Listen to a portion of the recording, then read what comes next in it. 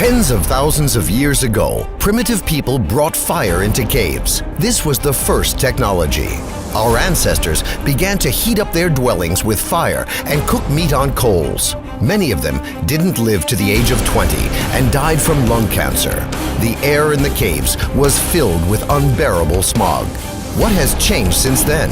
Mankind has improved technologically, and the number of fires has increased considerably.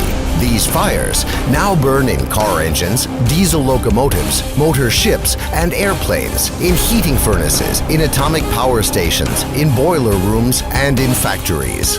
A number of the harmful and poisonous elements in emissions have become considerably more abundant in comparison to those primitive fires.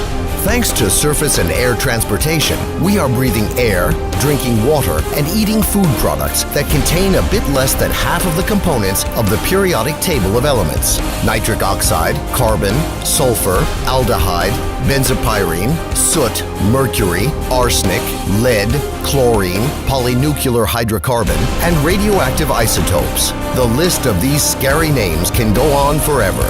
It is precisely this atmospheric cocktail that we get whenever we go to the park to breathe the fresh air.